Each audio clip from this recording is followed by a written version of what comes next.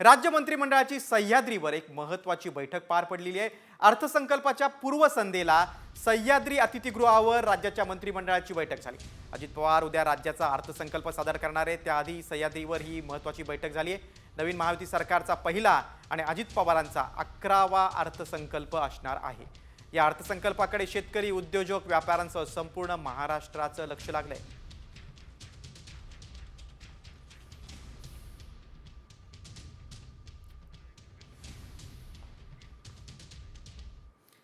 पुढच्या बातमीकडे भाजपचे आमदार सुरेश धस यांनी केलेल्या दाव्याला आता राष्ट्रवादीचे आमदार धनंजय मुंडे यांनी उत्तर दिलेले आहे। धनंजय मुंडेंच्या वागण्याला कंटाळून त्यांची आई परळीतून नाथरा गावात गेली असं धस यांनी म्हटलं होतं। यावर आता धनंजय मुंडेंनी फेसबुक पोस्टवरती प्रत्युत्तर दिले। माझ्या आईवर खोटे आरोप केले तर गप्प बसणार नाही असा इशारा धनंजय मुंडेंनी दिला आहे। बघा सुरेश धस यांनी काय आरोप केले होते आणि धनंजय मुंडेंनी त्याला काय उत्तर दिलंय, पाहूयात ग्राफिकच्या माध्यमातून। बघा सुरेश धसांचे आरोप आहेत की धनंजय मुंडे वाल्मिक कराडच्या आहारी गेले होते। मुंडेंसाठी कराड इव्हेंट मॅनेजमेंट करायचा। धनंजय मुंडेंना वाल्मिक कराड सर्व पुरवठा करायचा। धनंजय मुंडेंची आई 1.5 वर्षांपासून नाथराला राहायला गेल्या। परळीच्या घराची त्यांनी अद्याप दुरुस्ती केलेली नाही। परळीतील पंढरी निवासस्थानाच्या नूतनीकरणाचं काम सुरू आहे। त्यामुळे मी माझ्या आईसह नाथरा गावात राहतोय असं स्पष्टीकरण धनंजय मुंडेंनी दिलंय। ज्याने आरोप केले त्यांनीच मी नाथरात राहतो असं सांगितलं होतं। गेल्या महिन्यांपासून माझ्यावर सातत्याने आरोप केले जात आहेत। जन्मदात्या आईवर कोणी खोटं आरोप करत असेल तर मी गप्प बसणार नाही असा इशारा आता धनंजय मुंडेंनी दिलाय। बातमी आता पुढची मुंबईतून। खड्ड्यांवरून आता आदित्य ठाकरेंनी उपमुख्यमंत्री एकनाथ शिंदेंची नक्कल करत खिल्ली उडवली। मुख्यमंत्री झाल्यानंतर आम्ही खड्डेमुक्त मुंबई करू असं शिंदे सांगत होते, मात्र आता पद गेलं तरीही मुंबई खड्डेमुक्त झाली नसल्याची टीका आदित्य ठाकरेंनी केली। पत्रकार परिषद मी घेतल्यानंतर मी त्यांना चॅलेंज केलं, मी मुख्यमंत्र्यांना चॅलेंज केलं। मी म्हटलं चला तुमचे सगळं खातं घेऊन बसा माझ्या समोर, मी एकटा इथे बोलायला तुमच्यासोबत तयार आहे। मीडिया समोर बोलले आणि मी तुम्हाला प्रूव्ह करून दाखवतो की हा घोटाळा कसा आहे। तेव्हा त्यांनी उत्तर दिलं होतं, आता खड्डेमुक्त करू, 2 वर्षात रस्ते खड्डेमुक्त करू। अरे म्हणून किती वर्ष उलटून गेलीत? 3 वर्ष उलटून गेलीत। स्वतः मुख्यमंत्री पद पण सुटलं त्यांचं। मुंबई खड्डेमुक्त झालीये का? कारण मी तुम्हाला सांगतो, मी गेले 10 वर्ष मुंबई महानगरपालिका जवळून पाहिलेली आहे। पुढची बातमी पुण्यातून। नंगानाच करणाऱ्या गौरव आहुजाला आता 1 दिवसांची पोलीस कोठडी सुनावण्यात आली। कालच रात्री आहुजाला अटक करण्यात आली होती। कोर्टात दोन्ही बाजूंच्या वकिलांचा युक्तिवाद झाला, त्यानंतर गौरव आहुजाला 1 दिवसाची पोलीस कोठडी सुनावण्यात आली। सरकारी वकिलांनी गौरवला 7 दिवसांच्या पोलीस कोठडीची मागणी केली होती, तर गौरव पळून गेला नाही, स्वतःहून पोलिसांसमोर हजर झालाय असा युक्तिवाद वकिलांनी केला। आहुजा नावाच्या आरोपीसाठी मी कोर्टामध्ये रिप्रेझेंट केलेला आहे। त्याला काल पोलिसांनी त्याला अटक करून आज सकाळी अटक करून कोर्टासमोर आणलं होतं आणि त्याच्यामध्ये त्याच्या कृत्याबद्दल काही बेलेबल सेक्शन्स ॲड केले होते, परंतु एक नॉन बेलेबल सेक्शन्स ॲड केला होता प्रोहिबिशन ॲक्टप्रमाणे, परंतु तो लागू होत नाही हे आम्ही कोर्टाला सांगितलं होतं। कारण त्याच्यामध्ये जो काही सबस्टन्स आहे तो कोर्टासमोर कुठलाही आलेला नाही, परंतु एकूण गुन्ह्याची व्याप्ती बघता कोर्टाने 1 दिवसाची PC त्यांना दिलेली आहे उद्यापर्यंत। पुण्यातल्या बातमीनंतर राज्यभरातल्या आणखी काही घडामोडींचा वेगवान आढावा घेऊया टॉप 5 मधून। सुरुवातीला मुंबईतील बातम्या। लव जिहाद विरोधात मुख्यमंत्री देवेंद्र फडणवीसांनी कठोर भूमिका घेतली आहे। लव जिहाद विरोधातील कायदे कठोर केले जाणार असल्याचं त्यांनी सांगितलेलं आहे। राज्यात लव जिहादची जवळपास 1 लाख प्रकरणं आहेत। या प्रकरणांचं विशेष समितीकडून सखोल विश्लेषण सुरू असल्याचं मुख्यमंत्र्यांनी सांगितलं।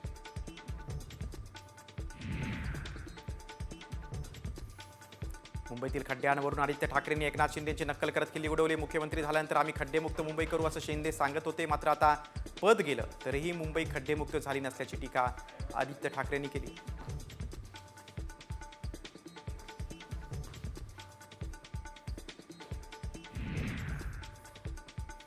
आगामी महापालिका निवडणुकीसाठी उद्धव ठाकरेंनी कंबर कसली आहे। मनपा निवडणुकीच्या पार्श्वभूमीवर मुंबईमध्ये ठाकरे गटाकडून निर्धार शिबिराचं आयोजन करण्यात आलंय।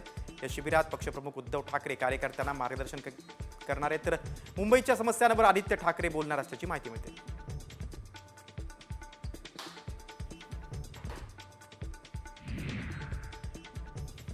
पाण्याची टाकी साफ करताना 4 कामगारांचा दुर्दैवी मृत्यू झाला. ही घटना नागपाड्यातील मिंट रोडवरील बिस्मिल्ला स्पेस बिल्डिंगमध्ये घडलेली आहे. निर्माणाधीन इमारतीची पाण्याची टाकी स्वच्छ करत असताना श्वास गुदमरून 4 कामगारांचा मृत्यू झाला.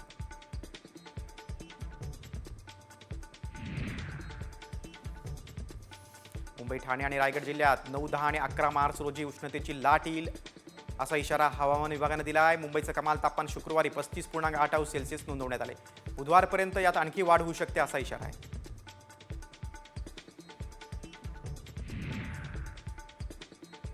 नांदेड ते नागपूर महामार्गाचं काम खोळंबल्यानं अर्धापूरमध्ये अपघातांचं प्रमाण वाढलंय. वाहन चालकांना मोठी कसरत करावी लागते. महामार्गावरील चौर रस्त्यावर कुठेही दिशादर्शक फलक लावण्यात आलेले नाहीत. या रस्त्याचं काम पूर्ण करण्याची मागणी नागरिकांनी केली.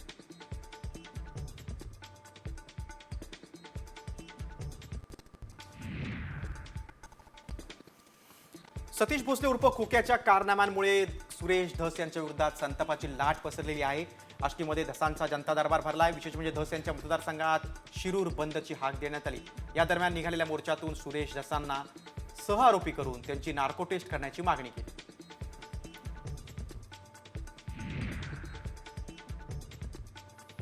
महात्मा ज्योतिबा फुले यांना भारतरत्न देऊन त्यांना खाली आणू नका असं वक्तव्य छगन भुजबळांनी परभणीत केलंय. सावित्रीबाई फुले यांच्या पूर्णाकृती पुतळ्याचं अनावरण परभणीमध्ये छगन भुजबळ यांच्या हस्ते करण्यात आलं. मंत्री अतुल सावे, मेघना बोर्डीकर हे देखील यावेळी उपस्थित होते. अभिनेते अजिंक्य देव यांनी सहकुटुंब तुळजाभवानी मातेचं दर्शन घेतलंय, महाआरती केली. यावेळी तुळजाभवानी मंदिर संस्थांच्या वतीनं तुळजाभवानी मातेची प्रतिमा आणि महावस्त्र देऊन अजिंक्य देव यांचा सत्कार करण्यात आला.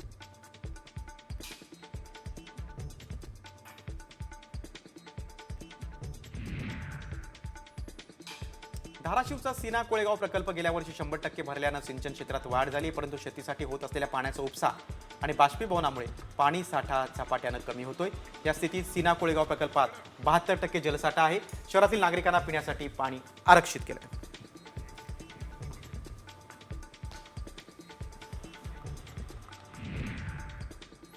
मराठवाड्यानंतर आता पाहूया आपण विदर्भातील टॉप 5 बातम्या.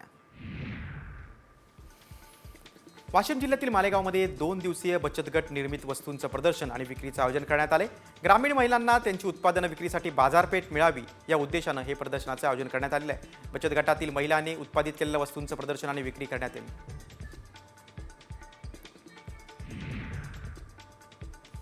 वाशिममध्ये पाणी पातळी घटली आहे, त्यावेळी पाणी टंचाईचा गंभीर प्रश्न निर्माण झाला आहे. भूजल सर्वेक्षण आणि विकास यंत्रणेचा धक्कादायक अहवाल समोर आला आहे. सर्व 6 तालुक्यांमध्ये पाण्याची पातळी मोठ्या प्रमाणात खाली गेलेली आहे. मानोरा आणि करंजामध्ये परिस्थिती अधिकच गंभीर झाली. भंडाऱ्यातील तुमसरमध्ये चारित्र्यावर संशय घेत महिला दिनी पतीचा पत्नीवर चाकून प्राणघातक हल्ला झालेला आहे. आरोपी पतीनं रागाच्या भरात पत्नीच्या गळ्यावर वार केले. यामध्ये पत्नी गंभीर जखमी झालेली आहे. महिलेला उपचारासाठी रुग्णालयात दाखल करण्यात आले. या प्रकरणी आता पोलिसांनी गुन्हा दाखल केला आहे. भंडाऱ्यात मद्यधुंद अवस्थेत एसटी बस चालवणाऱ्या चालकावर निलंबनाची कारवाई करण्यात आली. प्रवाशांच्या तक्रारीनंतर मुस्लिम लायब्ररी चौकात बस थांबून तपासणी करण्यात आली होती. त्यानंतर एसटी प्रशासनानं कारवाई केली.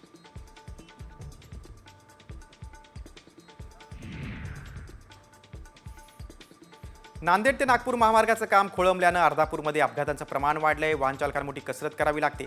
महामार्गावरील चौर रस्त्यावर कुठेही दिशादर्शक फलक लावण्यात आले नाहीत. या रस्त्याचं काम पूर्ण करण्याची मागणी स्थानिक नागरिकांनी केली.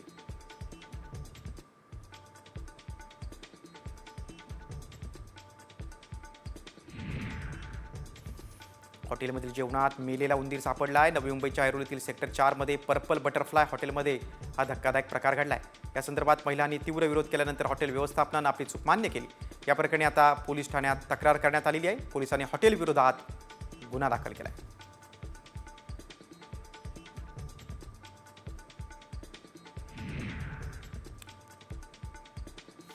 नवी मुंबईतील 6000 अनधिकृत बांधकामांचा प्रश्न ऐरणीवर आला. याबाबत आता खासदार नरेश म्हस्केंनी पुढाकार घेतलाय.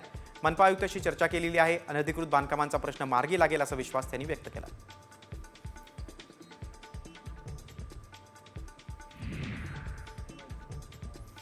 कल्याणमध्ये महेश गायकवाडांना पत्राद्वारे जीवे ठार मारण्याची धमकी देण्यात आलेली आहे.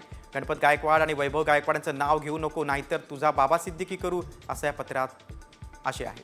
पत्राचा कागद आता जेलमधील असल्याचा दावा महेश गायकवाडांनी केला. या प्रकरणी अंबरनाथ पोलीस ठाण्यात तक्रार दाखल करण्यात आली.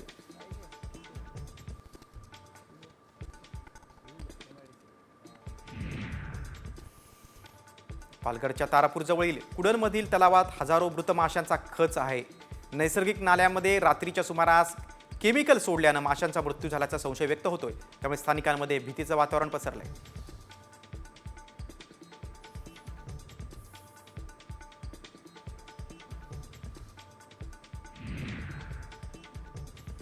ठाण्यात कॅडबरी उड्डाणपुलाखाली डंपर चालकाचा ताबा सुटल्यानं ट्रक आणि एका चारचाकी वाहनाला डंपरनं धडक दिली. या दुर्घटनेमध्ये काही प्रवासी अडकले होते, त्यांना सुखरूप बाहेर काढण्यात आलं.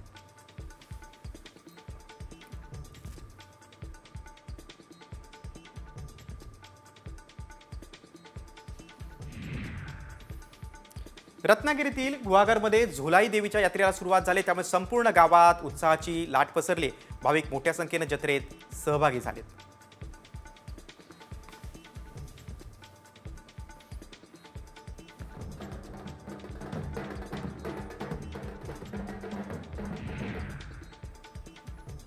कोकणात उष्णतेची लाट येण्याचा इशारा हवामान विभागाने दिला आहे. सोलापुरात 38.8 सेल्सिअस तापमानाची नोंद झाली. राज्याच्या कमाल आणि किमान तापमानात वाढ होण्याची शक्यता हवामान विभागाने वर्तवली आहे.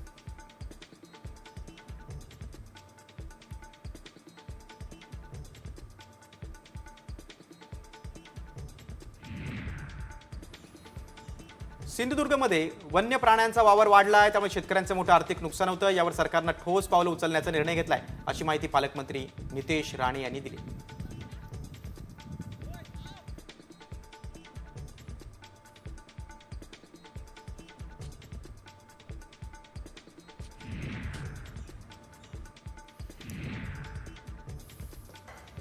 शिवसेना आमदार किरण सामंत यांनी जिल्ह्यातील विकास कामांसाठी थेट पंतप्रधान नरेंद्र मोदींना पत्र लिहिले.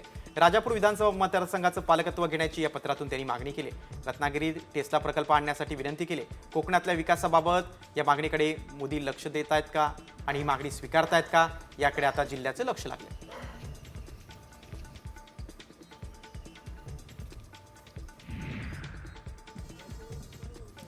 अलिबाग समुद्रकिनारी उभारण्यात आलेल्या पोलीस मित्र शिल्पाचं अनावरण मंत्री आदित्य तटकरेंच्या हस्ते करण्यात आलंय. तसंच पोलीस ATV कारचं लोकार्पण देखील यावेळी करण्यात आलं. दरम्यान जिल्ह्यातील किनाऱ्यांवर सुरक्षा वाढवण्याची सूचना तटकरेंनी यावेळी केली.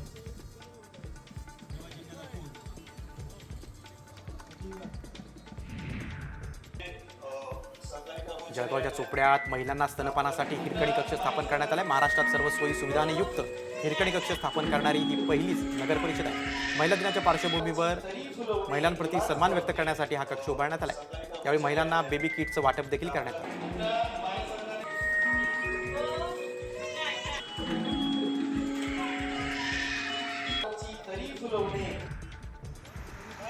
जळगावमधील पाचोऱ्यामध्ये वृद्ध दाम्पत्याच्या कारला आग लागली. कारमध्ये शॉर्ट सर्किट झाल्यानं तत्काळ गाडी बाजूला घेत ते कारमधून बाहेर पडले, त्यामुळे अनर्थ टळला. मात्र कार जळून खाक झाली.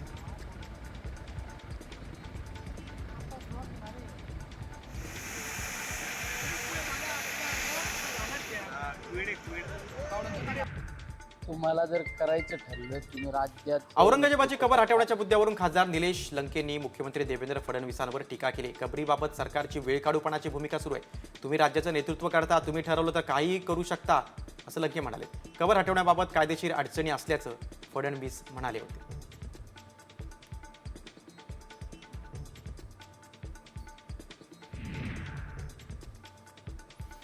मुक्ताईनगरमध्ये जल अभियानाला शुभारंभ करण्यात आला. यावेळी जलशक्ती मंत्री CR पाटील आणि केंद्रीय मंत्री रक्षा खडसे या उपस्थित होत्या. रखडलेल्या सिंचन कामांना गती मिळाल्यास मुक्ताईनगर आणि बोदवडमधील पाण्याचा प्रश्न सुटणार, असं प्रतिपादन खडसेंनी केलं.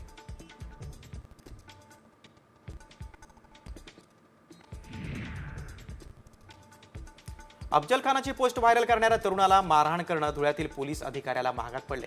शिरपूरचे पोलीस निरीक्षक कांतीलाल पाटील यांना पोलीस अधीक्षक श्रीकांत धिवरेने निलंबित केलंय. शिवाय त्यांच्यावर अदखलपात्र गुन्हाही दाखल केलाय. या प्रकरणाची सखोल चौकशीचे आदेश पोलीस अधीक्षकांनी दिले.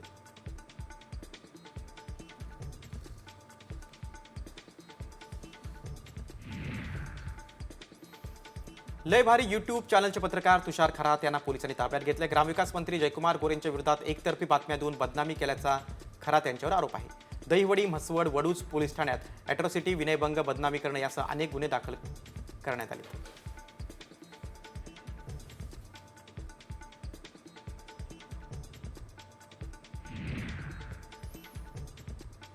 लाडकी बहीण योजनेअंतर्गत बहिणींचे अर्ज भरणाऱ्या अंगणवाडी सेविका आणि मदतनीसांना प्रोत्साहन भत्ता मिळणार आहे. पुणे जिल्ह्यातील सेविकांसाठी 1,92,00,000 रुपयांचा निधी मंजूर करण्यात आलाय. पुढील काही दिवसांमध्ये अंगणवाडी सेविकांच्या खात्यावर एका अर्जासाठी 50 रुपयांप्रमाणे पैसे वर्ग करण्यात येणार आहेत.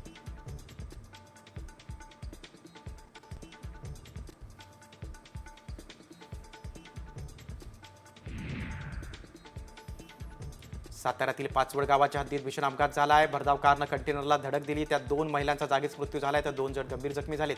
अपघाताची नोंद पोलीस ठाण्यात करण्यात आली.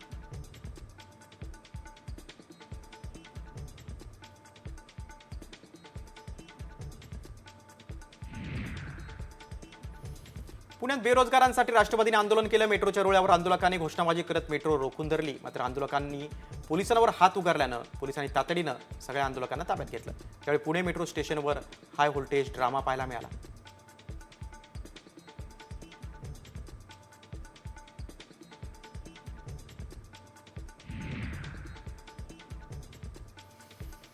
अटकेत असलेल्या मस्तवाल भाग्येश ओसवालचे त्याच्या मित्रांनी लाड पुरवण्याचा प्रयत्न केला आहे. त्यांनी भाग्येशसाठी कोल्ड कॉफी, बर्गर आणि कोल्ड ड्रिंक मागवलं होतं.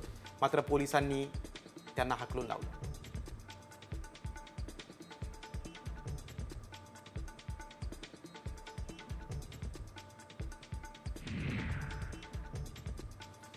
नाशिकच्या मालेगाव मनमाड रोडवर 80 ट्रकला शॉर्ट सर्किटमुळे आग लागली. यावेळी चालकाने प्रसंगावधान राखत गाडी रस्त्याच्या कडेला नेत गाडीतून उडी मारली. त्यामुळे कोणालाही इजा झाली नाही. मात्र या घटनेमुळे वाहतूक विस्कळीत झाली होती.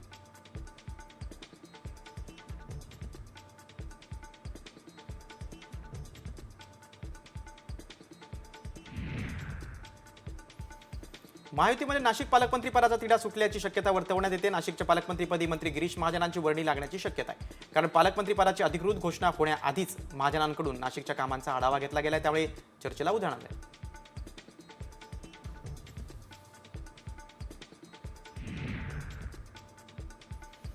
नाशिकच्या मालेगावात तरुणानं स्वतःच्याच मृत्यूचा बनावट दाखला बनवला आहे. त्यानं बचत गटाच्या कर्जाचे पैसे फेडण्यासाठी मित्राच्या मदतीनं हा दाखला बनवला. या प्रकरणी पोलिसांनी दोघांना ताब्यात घेतलंय. त्यांना 4 दिवसांची पोलीस कोठडी सुनावण्यात आली.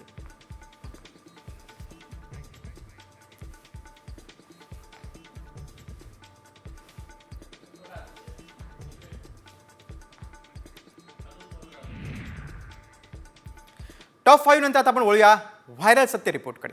तुम्ही जंक फूड खाताय का? जंक फूड खात असाल तर वेळीच सावध व्हा. कारण तुम्ही खात असलेल्या जंक फूडमध्ये प्लॅस्टिक असल्याचा दावा करण्यात आलाय. तसा एक व्हिडिओ व्हायरल होतोय. आम्ही या दाव्याची पडताळणी केली. त्यावेळी काय सत्य समोर आलंय चला पाहूयात साम टीव्हीचा हा खास रिपोर्ट. 3 फास्ट फूड आपको हम दिखा रहे हैं. ये एक राउंडेड है जो कुछ क्रैक्स वगैरह इस तरह का होता है. ये पूरा बर्न हो जाता है. ये पूरा बर्न होने का मतलब ये है कि इसमें ऑयल भी है और इसमें माइक्रोप्लास्टिक्स भी है जो हमारे शरीर को नुकसान पहुंचाता है. तुम्ही जंक फूड खात असाल तर सावध व्हा. कारण या व्हायरल व्हिडिओत केलेला दावा गंभीर आहे. जंक फूड मध्ये मायक्रोप्लास्टिक असल्याचा दावा करण्यात आलाय. आणि हे फास्ट फूड मधील प्लास्टिक कसं जळतंय हे या व्हिडिओतून दाखवण्यात आलंय. इसमें माइक्रोप्लास्टिक्स नहीं है, ये ऑयल तो है. तुम्ही जंक फूड खाताय की प्लास्टिक? जंक फूड मुळे तुमच्या आरोग्याला धोका. व्हायरल व्हिडिओ मागचं सत्य काय? फास्ट फूड हे किती आरोग्यासाठी हानिकारक आहे हे तुम्ही या व्हिडिओतून पाहिलंच असेल. चिप्सला आग लावल्यानंतर बघा कसं ते पेट घेतंय. यात केमिकल, मायक्रोप्लास्टिक आणि अधिकचं तेल असल्यानं ते पेट घेत असल्याचा दावा करण्यात आलाय. मात्र व्हिडिओत दाखवलंय ते खरं आहे का? कारण बरेच लोक असे पदार्थ आवडीनं खात असतात. विशेष म्हणजे लहान मुलं हे खात असल्यामुळं त्यांच्या आरोग्याचा प्रश्न आहे. त्यामुळे याची सत्यता जाणून घेणं गरजेचं आहे. आमच्या टीमनं याबाबत अधिक माहिती मिळवण्यासाठी पडताळणी केली. याबाबत सविस्तर माहिती हे तज्ज्ञ देऊ शकतात. आमचे प्रतिनिधी तज्ज्ञांना भेटले आणि त्यांना व्हायरल व्हिडिओ दाखवून अधिकची माहिती घेतली. जंक फूडचा विचार केला तर जंक फूड तसेच वाईट आहे. का जंक फूडमध्ये जे ऑइल वापरण्यात येते ते ऑइल शरीरासाठी घातक असते. त्याच्यामुळे जंक फूड वापरू नये. आणि बरेच जसं समोसे आहे की ह्या गोष्टी आहे, हे त्याच्यासाठी वापरणार ऑइल हे त्यालाच गरम करून रिपीट गरम करून आणि त्यामुळे त्याच्यात घातक पदार्थ तयार होतात. त्यासुद्धा शरीरासाठी घातक आहे. त्यामुळे आमच्या पडताळणीत काय सत्य समोर आलं पाहूयात. जंक फूड हे आरोग्यासाठी हानिकारकच असतं. जंक फूड मधील तेल शरीरासाठी घातक आहे. तळलेले पदार्थ वारंवार एकाच तेलात तळले जातात. मायक्रोप्लास्टिक किंवा प्लास्टिक टाकत नाहीत.